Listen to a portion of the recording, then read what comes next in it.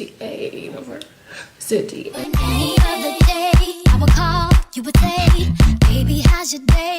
Today, ain't it the same? University. Over the summer, I've actually had a lot of really great conversations with people about going to university and things that they like other people who they know don't really talk about and things that they want to know. So I was like, bruh, I like to talk. I got the tea. I've been to university. It's about that time to have some fun and everything, but also for the people going back, maybe these are just like quick reminders of things that, you know, you said you're going to do in first year. 4.0 GPA, but never happened. So let's get into the video. All right, guys, so number one, there is no ideal university experience. Everyone is gonna experience university differently. It's not this like monolithic thing where you obviously have to have one type of university experience, or you always have to be the one going out partying or doing all kinds of stuff. Like, you're gonna have different friends, you're gonna have a different experience depending on where your university is, what kind of friends you make, what residence you're in. It all factors into your university experience. And alongside that, I would even say don't put too much pressure on yourself, you know. Number two, it can be really lonely sometimes. There's this idea that everyone makes their best friends in the first year of university, like it's gonna be lit, it's gonna be super fun. Guys, let me tell you, the first week of uni can be super lonely. Like, you barely have any friends who you know, unless, I mean, maybe you meet a couple of people during freshers week, but honestly, sometimes you don't always stay friends with those people for like the longest time. So don't even feel bad if like by second year you're not even friends with those people, you still don't talk to them anymore. Initially, you might not meet people who you click with until maybe you start classes and stuff, so just be prepared for that. Guys, number three, the freshman 15 is real. It is actually real, guys. For all those people who told me that and I didn't believe them, I am so sorry. I'm sorry I ever doubted you. You were right. The freshman 15 is real. Basically, the 15 pounds or maybe like 10 kgs or 20 kgs that you will probably gain in your first year of university.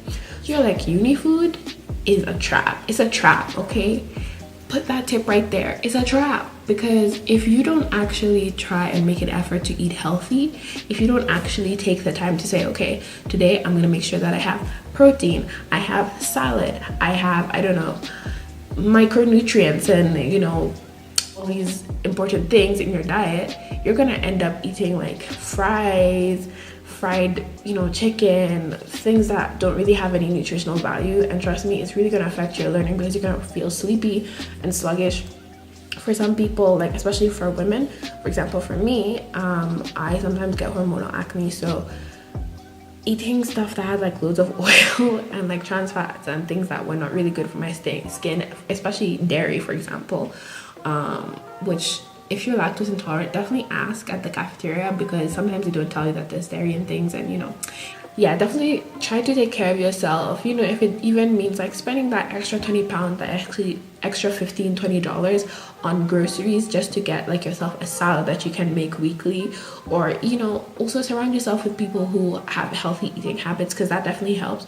If you're surrounding yourself with friends who always want to go to McDonald's at 5 a.m. after a night of going out, especially considering that maybe you've already been eating that kind of stuff throughout the week, that might not be the best for you personally. So I would say kind of set goals for yourself and say to yourself, okay, you know, do I want to like join a club? Do I want to go to the gym? Like, what kind of things do I want to do? But it's definitely something to keep in mind, because it does really creep up on you, and like you'll be at the end of first year and you'll be like, have I even eaten a salad, bro?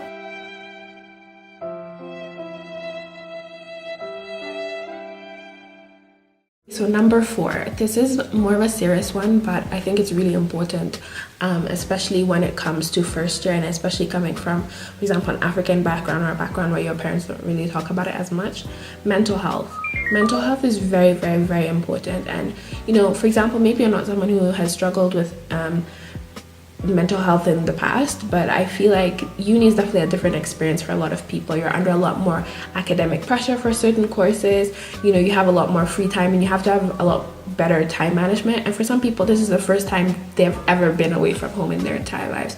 So you definitely have outside factors that contribute to maybe your mental health not being at the level that it usually is, or maybe it's something that you don't really. But definitely in university, it's so important. I cannot emphasize this enough. I'll give you an example. Like with me, this is a tip to all my people going to cold countries who have never lived in a cold country. Get yourself a sun lamp, get yourself some B12, get yourself some vitamin D, get yourself some you know, like supplements, energy supplements. Don't take energy drinks, but what I'm saying is get yourself natural supplements that's going to give you the nutrients that you need that you won't necessarily get during the winters. I also get season affective disorder, which is basically a form of depression that you get because it's cold and because of like low light and not enough vitamin D in your body to stimulate pheromones and things like that. Honestly, I'm probably wrong in some part of that science, so if you know the actual reasoning behind it, please comment below. I would love to hear about it, and let's have a discourse about mental health because I think it's definitely really important. And if you guys want a video where I kind of talk about more of my uni experience in relation to mental health, or like kind of just tips in relation to that, please let me know in the comments because it's actually a topic I'm very passionate about. Take care of your mental health. Really try to research and look at the resources that are on campus, because a lot of times there's mental health services like counseling, maybe it's peer-to-peer talk groups, maybe it's even finding networks that will actually provide resources to help you deal with that, as well as accessibility services. A lot of times, if let's say you're going through something emotionally and you don't really feel like you can cope with the workload, a lot of times you can get teachers to sign off on you maybe getting delayed deadlines or things if you really feel like you need it. Don't ever feel like because you emotionally don't feel in the best place that you are weak or you can't do something. It's important to take care of yourself, and it's important to take care of your mind, because learn how to be an ally to people who are dealing with that.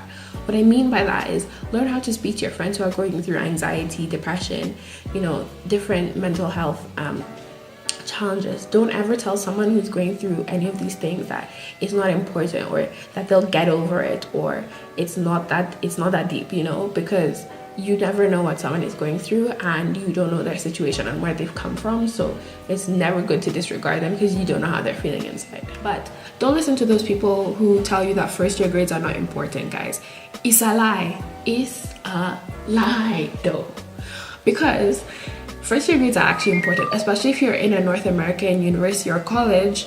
Your GPA is cumulative. So basically what that means is your grades are built up over time. Your grade average, let's say you get all C's in the first year, you have a C grade average. But getting bad grades in first year should not be an option, because even if your grades in first year don't necessarily have a huge portion towards your second year grades, it definitely sets up really good academic habits to actually take pride in your academic work and put the work in, do the readings, go to lectures, go to tutorials, have study groups. I mean, obviously for some people this seems like really dorky stuff and it doesn't really seem that important, but when you are going to somewhere and you have a conference and you're in a club and you're trying to write a 2,500 word essay at 5 a.m, you will not be laughing at all.